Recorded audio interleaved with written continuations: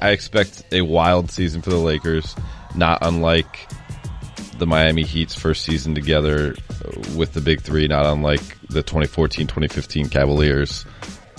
That was a fun ride when they were 19-20. I mean, not unlike last season's Cavaliers, really, with a team that was kind of thrown together. If the Lakers work, are as good as last season's Cavs, they'll be doing backflips down Figueroa. Well, last season's Cavs weren't real good before the trade deadline, though. They're going to be better than the Lakers. Sure, but at least there was some thread of familiarity in that locker room. As much they had so much turnover from 2017 to 2018, there was some thread of familiarity. This Lakers group is like going to a bus stop, grabbing all the people waiting for the bus, giving them all the same uniform, and say, okay, now play together. I mean, the familiarities with the baby Lakers, the young kids. And then, to me, obviously, there's all kinds of questions, with how does Lance Stevenson, JaVale McGee, Rajon Rondo, all these, Michael Beasley, all these characters who are kind of, like you said, the bus stop guys kind of fit in here. But what's going to be really fascinating to me is how do the guys who are kind of the young core the Lakers were sort of building around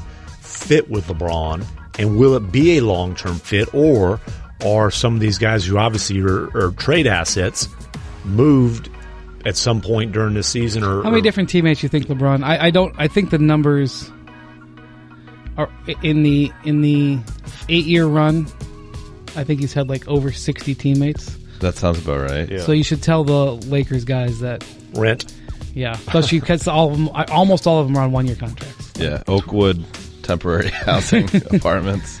Go looking at that. I mean, that's where you're hanging out these days. I have stayed in there before when I first moved to LA in 2008. But I think there is a reason for optimism outside of LeBron James, and that is the need from everyone in the organization top down, which much like the Cavs in 14-15, to make this work.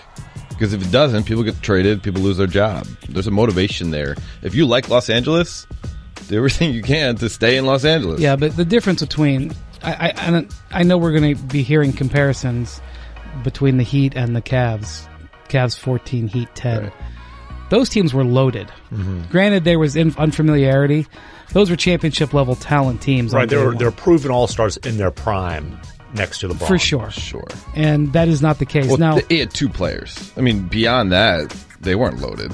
An old Sean Marion, an old Brendan Haywood, an old Mike Miller. I mean, 14-15 Cavs were not loaded. Well, when you have Kyrie Irving and Kevin Love plus LeBron, I mean, there's like you said, there's a proven in their prime. Excuse me, sir. Matthew Dellavedova is on that team. There you go. There you go. They're really this one that they are counting on their recent high lottery picks to make leaps. But then the question is, that may not be wrong. That may happen. But with Brandon Ingram, who definitely made drastic improvement last year, and you could see glimpses of had a great second half of star potential. He's really been at his best as a point forward. How does that fit with the best point forward we've ever seen? Dave, let's just be real clear here. Who are the Lakers' 5 best players? Let's start with number 1. LeBron, Ingram. Okay, keep going. Then I go Kuzma. Okay. Then I go Lonzo. Okay. And then maybe Rondo. I go Lance Stevenson. Over Rondo? Yeah. Okay. What do you think, Michael? I would go Rondo, but that's just me. And I'd say Josh Hart over Lance Stevenson. Okay, but my point is we have no center in that mix, and we only have reluctant power forwards. Well, there aren't many teams out there with a center in their top 5 players on their roster. Oh, I mean, hey, I don't know about that. Most of them play in the West. Hold on, they do have a 2-time champion center. More than 10 out of 30 teams in the league have one of their 5 best players being a center. Let's just think of an average week in the Western Conference, okay? I'm not even talking about, opening week where they load up the games. Let's say, and I don't have the Lakers schedule in front of me, but let's just take an average week in the West. Let's say you play Utah on Tuesday, Denver on Thursday. That's a standard road trip. And you play Oklahoma City on Saturday. Those are all playoff contenders. Those are not none of those teams in my mind are the top 3 in the West. Correct. Well, Utah and Oklahoma City are. No, they're top 2.